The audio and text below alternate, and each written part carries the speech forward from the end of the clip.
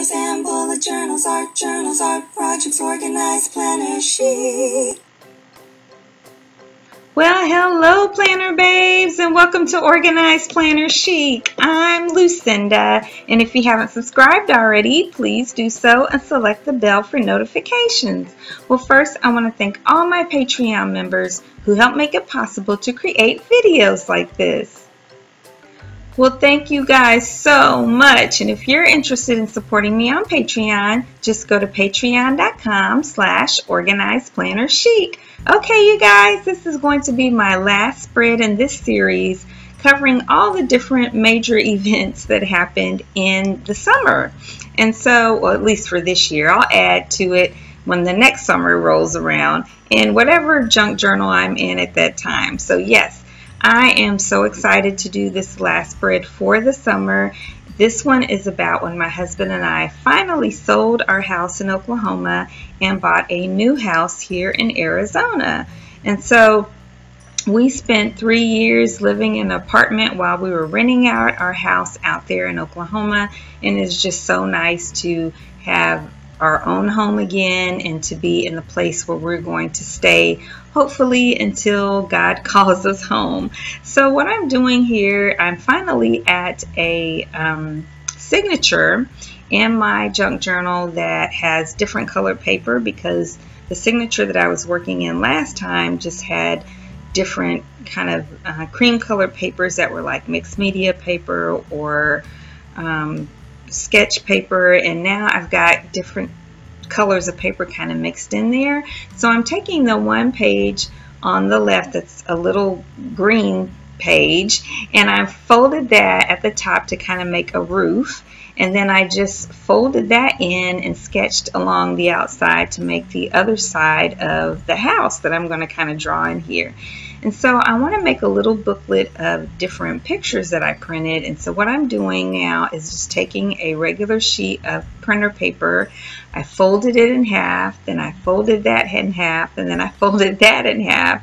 And now I'm just smoothing out with each fold those folds. I'm just, instead of using a bone folder, I'm just taking my fingers, my fingernails, and just smoothing it out. Now I'm going to undo that last fold, and then rip that half. I hope that makes sense. You can see it in the video. If you're not sure, just be sure and rewind it and watch it slowly. And so then I'm just kind of looking at how many pages that's generating to decide whether or not I need to cut the top to make some separate pages, but I don't think I need to because I have more pages than I really need. But I wanted to be able to go back and journal it later, so I was going to put a sticker like on a page, and maybe the page after that or the page before that would be blank for me to journal about it.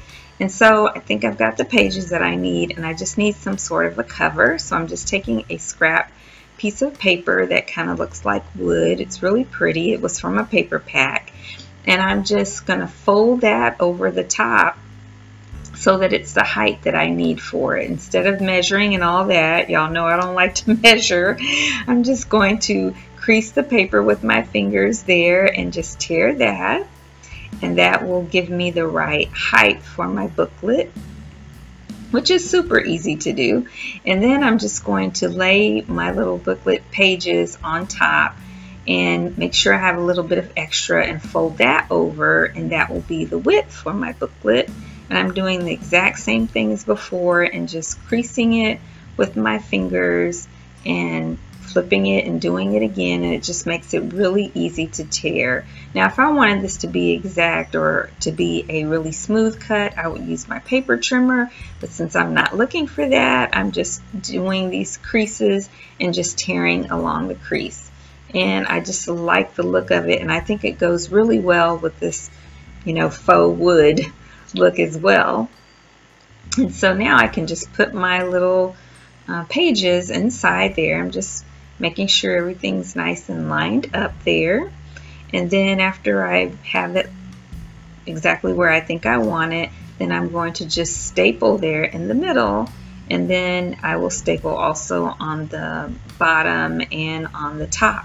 And then I have a nice little booklet to put some of my pictures in that I printed. I just took some pictures that were on my phone, and I created a PowerPoint spreadsheet, or not spreadsheet, a PowerPoint slide with all the pictures, and I just resized them and everything, and then I printed that on Avery sticker paper, Avery label sticker paper, a full sheet like you would put on a package. And then I'm just going to take the one that has a part of the frontal view of the house and make that sort of the cover of the booklet. And I'm just folding, because it's a little bit wider than the booklet is, so I'm just folding the excess over on the inside, and then I'll fold the other excess over on the back. And then I have my little booklet. Yeah, I'm just smoothing it out. Now I'm using my bone folder. But that just goes to show you how you can crease things without a bone folder. And so now I'm just pulling out some of the other pictures of the house.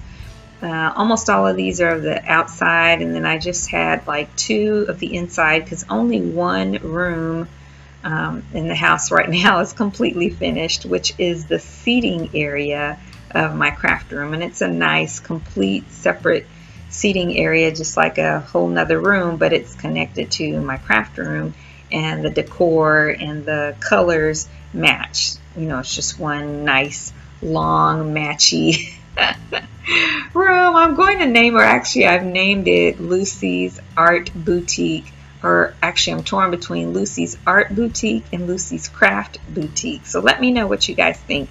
Art Boutique or Craft Boutique.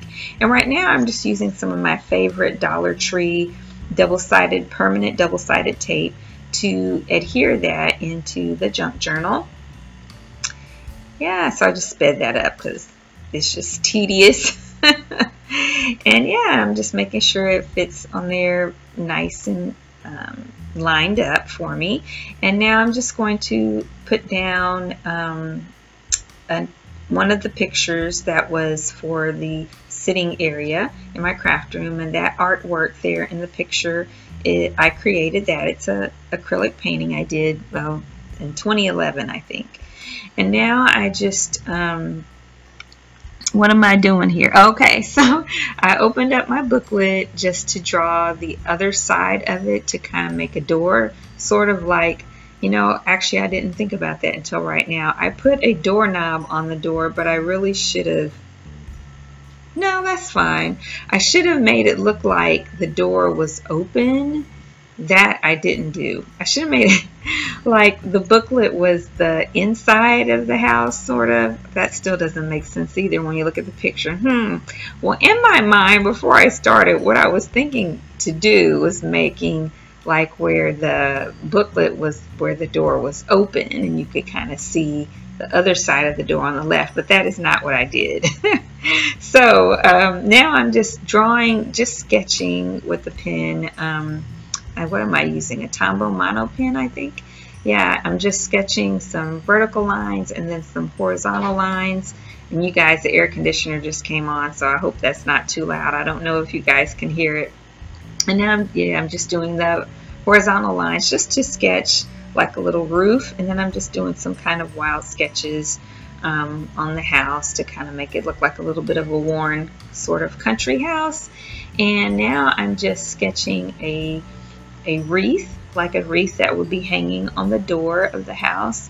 And even though it's not, the colors kind of made it look like it was, I was thinking of Christmas, but I wasn't. I should have drawn like some flowers or something on this wreath too, but I didn't. So I'm just drawing that on there. And now I'm using some, what are they called? Art crayons. They're like watercolor crayons, but they're not really, yeah, they're watercolor crayons, but I think they're called soft pastel crayons that I got from Michael's years ago. They're the Artist Loft brand. And so I'm now using a watercolor brush to just brush in. So I colored it in, and then I just dipped the brush in water, and then I'm just smoothing out the color with that. And I like that because it doesn't make it a perfectly smooth watercolor. It still has all of the texture of the lines that you colored in it. So I like that. I wanted to have some texture, and I wanted this to look kind of like an old rustic house. And so now that was a brown color. Now I'm just using more of a tan color, which corresponds with the color of the new house. And it also amazingly corresponds with the color of the old house, because they were both like cream and brown. Yeah, kind of cream with brown border. And yeah, and so I'm just taking another watercolor brush and smoothing out the crayon from that as well. And now I decided to make the door red because, you know, a red door is always fun. And so I'm coloring that, and then also using another or the same watercolor brush I had previously to color that in and smooth it out a bit. And then I'll take another crayon and color in the wreath. And I actually did that in a couple of different colors because I felt like the original wreath was just too dark, like a Christmas color. So I tried to lighten it up with a different shade of green. And now I'm just going to put down some other stickers. So this is a sticker of our old house in Oklahoma, and you can see the Google Maps little icon in there. I'm going to eventually probably put a little tiny heart sticker on there, but I had to screenshot 3 different photos to get the entire house because it was a nice long house, about 2,300 square feet, and to get it all together. So I just pasted together on the PowerPoint to bring it all together. And now we're just in a house that's less than 1,600 square feet, which is awesome. I'm so happy about that. It's just going to be my husband and me, and we don't need all that space, and I don't need all that house to clean. And so, but it's still like the same colors. And so there we had 3 bedrooms and 2.5 baths and 2 living areas, and they were both really big living areas. And our office was in the second living area with the great room because we had a living area in that huge room, and my husband's office and my office were all in that giant room. And so now we have 3 bedrooms and 2 bathrooms and a sunroom, which they call it Arizona room, which is also my craft room, which is the big long room that also has a separate living area, and then my craft room. And we have a nice big patio, and it's great. I'm really happy about where we are now. And so what did I do while I was talking?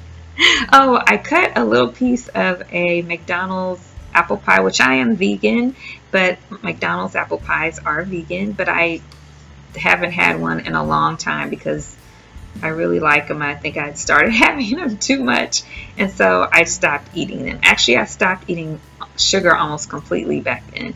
And so now I am, when I use a little piece of the apple pie because I wanted a dark brown for the chimney, then I stapled that on, and then I used a black crayon to color on another page that just shows up in this.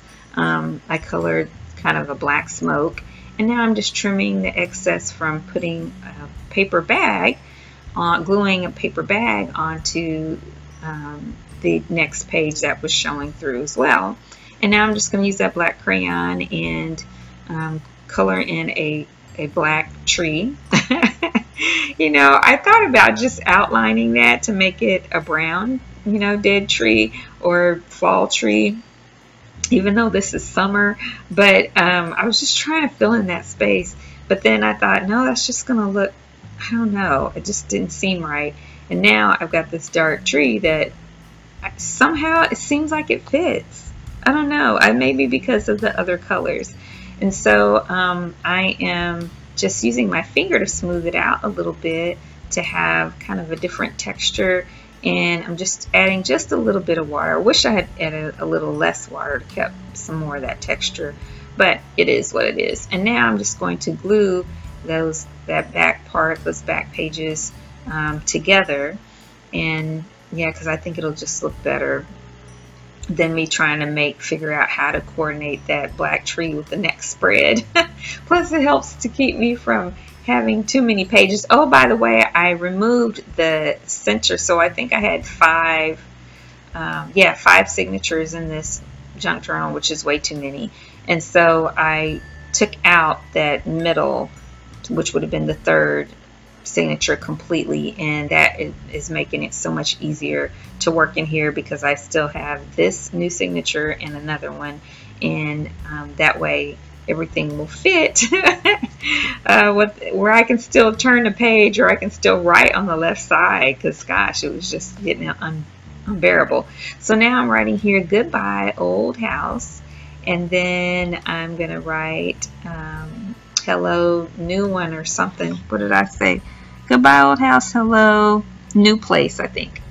Yeah, and I'm just using, well, I use a Tombow dual brush pen at the top, and I'm using a Crayola super tip here at the bottom to complete that. And here it is. Well, there you guys, I hope you liked it. I'm so excited about this spread. It's very different, it's very rustic, but I just feel like it's very fitting for the two different homes, and I will be able to remember this and use this little booklet to add pictures as the house gets completed, and then years later I can look back and say, oh, this is what the house looked like whenever we first moved in, and this is how we decorated it compared to whatever it might look like years later.